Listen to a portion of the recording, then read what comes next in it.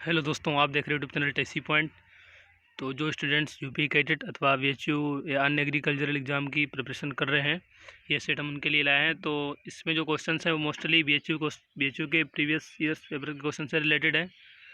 तो अगर आप हमसे नए हैं तो चैनल को सब्सक्राइब कर लीजिए। तो चलिए स्टार्ट करते हैं। पहला क्वेश्चन है, इनमें से कौन सा खाद की तरह प्रयुक्त होता है? तो कौन सा खाद की तरह प्रयुक्त होता है? ऑप्शन में है गैमेक्सिन और डीएपी, यूरिया और डीएपी, यूरिया और डीडीटी। यहाँ पर खाद का मतलब जो है फर्टिलाइज़र से है। तो इनमें जो यूरिया और डीएपी है, ये दोनों ही जो है फर्टिलाइजर तरह इनका यूज होता है खेतों में। तो इसका सही ऑप्शन राइट होगा। अगला प्रश्न है, निम्न में कौन सी बीमारी वायरस जनित है? ऑप्शन है प्लेग, हैजा, टिटनेस और चिकन पॉक्स। तो इसका जो राइट आंसर है वो है चिकन पॉक्स। डी ऑप्शन इसका सही होगा। ये वायरल डिजीज़ है। नेक्स्ट है, ये जो क्वेश्चन तीसरा ये हमने आपके लिए दिया है, तो इसका आंसर आप हमें कमेंट बॉक्स में दें। प्रश्न है, भारत का प्रधानमंत्री चुना जाता है, नियुक्त किया जाता है, नामित किया जाता है या चयनित किया जाता है? तो इस क्वेश्चन का आंसर आप हमें कमेंट बॉक्स में दें।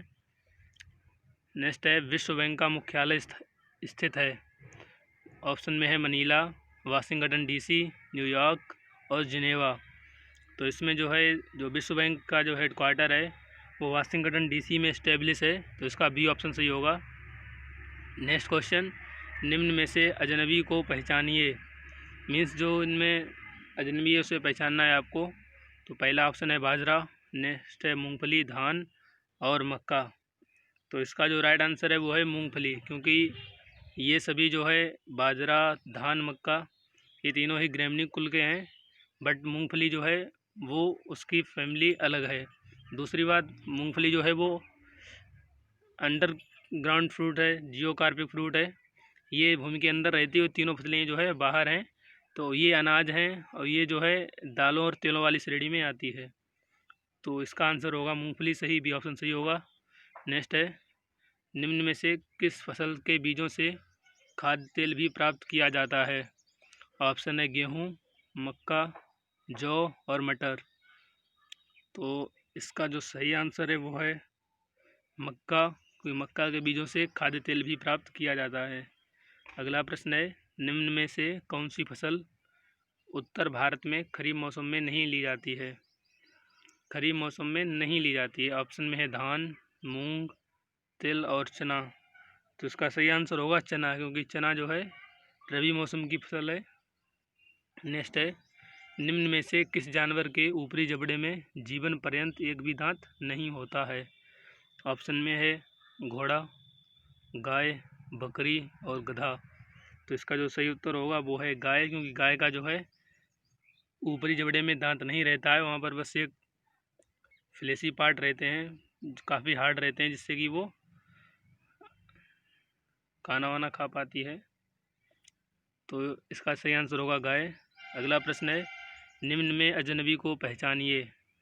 ये भी क्वेश्चन ऊपर वाले की तरह सेम है जो अभी क्वेश्चन आया था। तो इसका ऑप्शन है गाजर, चुकंदर, मूली और हल्दी। तो इसका जो सही उत्तर होगा वो होगा हल्दी, क्योंकि जनरली ये सभी जड़ें ही हैं। गाजर, चुकंदर, मूली। हल्दी क्या है? हल्दी जो है राइजोम के अंतर्गत आती है। हल्दी राइजोम का एग्जाम्पल है। नेक्स्ट है, निम्न में कौन ग्रीन हाउस गैस नहीं है?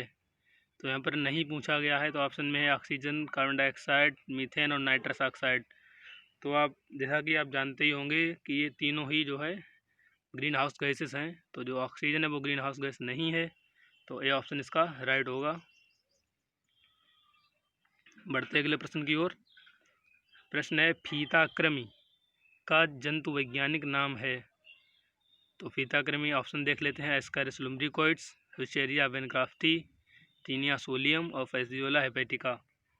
तो इसका जो सही उत्तर होगा वो होगा टीनिया सोलियम। टीनिया सोलियम एक फीताकृमि है, टेपवर्म है।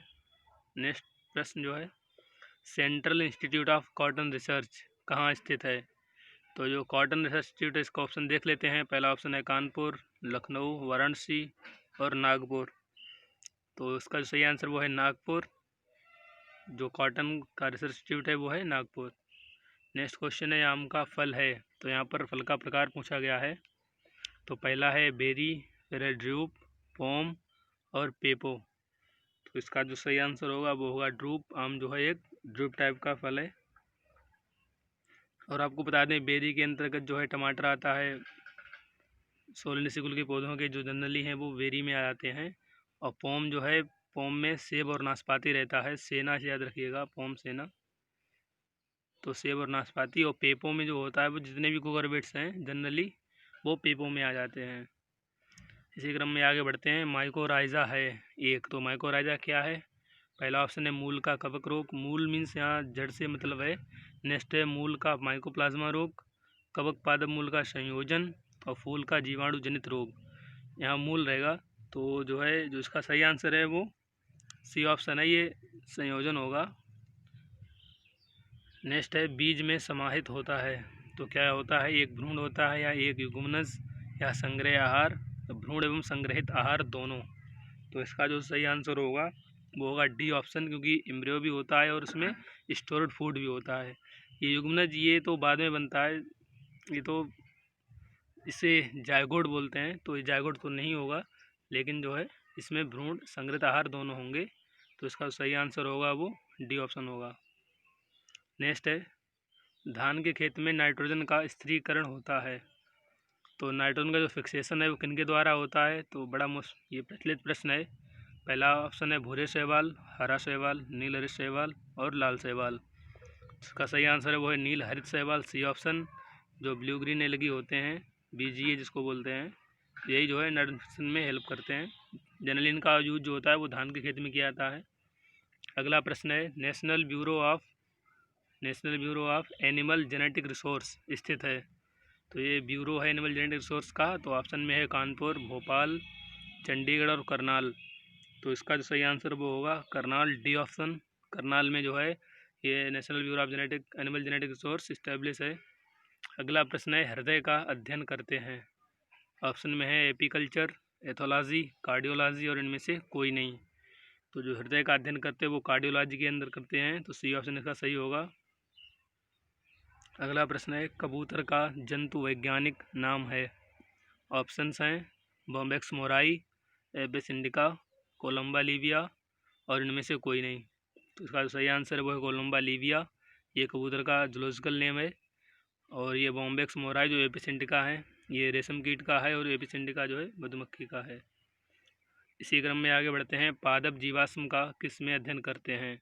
तो साइंस के किस ब्रांच में जो है हम पादप जीवाश्म का स्टडी करते हैं। ऑप्शन है ओलेरिकल्चर, मेट्रोलॉजी, पैलियोबॉटनी और पोमोलॉजी। तो इसका सही आंसर तो है पैलियोबॉटनी, कि पैलियोबॉटनी में हम जो है जो भी पादप जीवाश्म होते हैं पौधों के उनका हम स्टडी करते हैं। और जो ओलेरिकल्चर है इसमें हम जनरली सब्जियों का अध्ययन करते हैं। मेट्रोलॉजी में जो मेटियोरोलॉजी होती है, मेटियोरोलॉजी उसमें मौसम विज्ञान का, और पोमोलॉजी में फल विज्ञान का। ये तो थे सभी क्वेश्चन। और जिन स्टूडेंट्स को इसकी पीडीएफ चाहिए वो हमारे टेलीग्राम चैनल को विजिट कर सकते हैं। और नए स्टूडेंट्स जो भी हैं वो चैनल को सब्सक्राइब कर लें तथा हमारे 31% ऑलरेडी आ चुकी है, 32वां प्रैक्टिस सेट है। तो मिलते हैं नए वीडियो के साथ। हमसे जुड़ने के लिए धन्यवाद। तब तक के लिए जय हिंद, जय भारत।